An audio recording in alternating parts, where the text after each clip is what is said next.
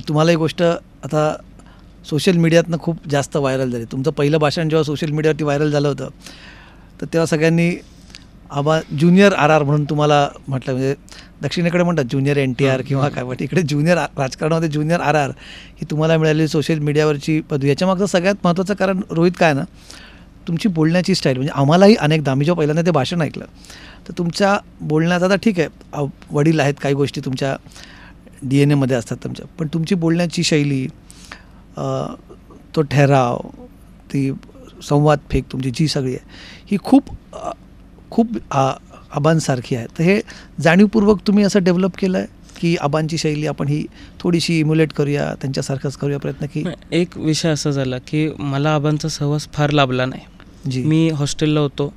99ला माझा जन्म झाला. आबा मंत्री झाले. आबा मुंबईला असायचे, आम्ही गावी असायचो. शनिवार रविवारी ते यायचे.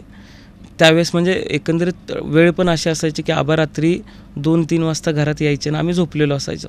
सकाळी नाश्ताच एकत्र व्हायचा. त्याच्या व्यतिरिक्त ज्यावेळेस हॉस्टेलला गेलो, शेवटच्या आठवड्यामध्ये परीक्षा असायची आणि परीक्षेचा निकाल लागायचा. तर शेवटच्या शनिवारी त्यांचा फोन यायचा की निकाल काय लागला आहे, हेच विचारायचे आणि ह्याच्या व्यतिरिक्त फार काही ते विचारत नव्हते. आता वडील गेल्यानंतर थोडंसं त्यांची भाषणं ऐकायचो आठवणींच्या माध्यमातून. आणि मी कसा घडलो हे मी त्यांचं पहिल्यांदा भाषण ऐकलो. राजकीय भाषणं मी ऐकत नव्हतो. त्याच्यानंतर कोल्हापूरची सभा आबांची ऐकली. आणि एक असं होतं की लहानपणापासून घरात सगळ्यांनाच वाचनाची आवड निर्माण करण्याचा प्रयत्न स्वतः आबांनी केला. म्हणजे आम्ही लहान होतो त्यावेळेस ते अमर चित्रकथाची पुस्तकं आम्हाला आणून द्यायची आणि ते वाचायला लावायचे. आणि त्याच्यामुळं वाचनाची आवड निर्माण होत गेली. वाचनाच्यामुळं कॉन्टेंट ऑलरेडी होता. आता फक्त आबांचीच भाषणं ऐकल्यामुळे कदाचित मी राज ठाकरे साहेबांची भाषणं ऐकली असती तर लकप तशी असते, पण मी फक्तच आबांची भाषणं ऐकली.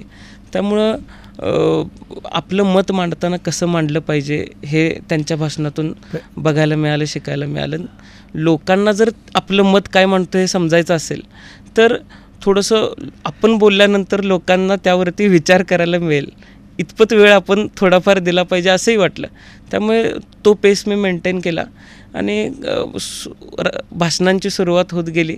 ते डेव्हलपही होत गेली, अजून ती डेव्हलप होणार आणि त्या पद्धतीने ते भाषणांची सुरुवात होत गेली. तुम्हाला हे माहिती आहे का, तुमची बॉडी लँग्वेज, तुमचे हातवारे सुद्धा तुम्ही बोलताना जे करतात ना, आता ते हातवारे सुद्धा अगदी आबांसारखे. त्याला मी जवळून बघितलं म्हणून मला ते जाणवतंय बोलताना. ते नॅचरली होते. आता माणूस नाटकीच वागायचं म्हणलं तर 1 वर्ष वागू शकतो, 2 वर्ष वागू शकतो, 3 वर्ष वागू शकतो. मला तर वेळ आहे, म्हणजे आज 10-11 वर्ष झाली. तीच बॉडी लँग्वेज जर मेंटेन होत असेल तर ते माझ्या अंगवळीने पडलेलं आहे किंवा ते उपजत आहे. आता बरेच लोक म्हणतात की फक्त आबांसारखी भाषणं किंवा बॉडी लँग्वेज असून चालणार नाही. मुळात मी कॉपी करण्याचा प्रयत्न करतो असं अजिबात होत नाही. ज्या गोष्टी उपजतात किंवा ज्या गोष्टी बघितलेल्या आहेत त्याच गोष्टी जनरली माझ्याकडून होतात. आता एक गोष्ट अशी आहे की आबा रात्री कितीही वेळ झाला घरी आले तरी ते थेट आमच्या आजीच्या खोलीमध्ये जायचे, तिथं मी आलोय म्हणून सांगायचे. तुम्ही आज घरामध्ये कुणालाही विचार, मी रात्री घरी 2-3 वाजता कितीला जरी गेलो तरी गेल्या गेल्या मी जाऊन आजीला उठवतो मी आलोय म्हणून सांगतो.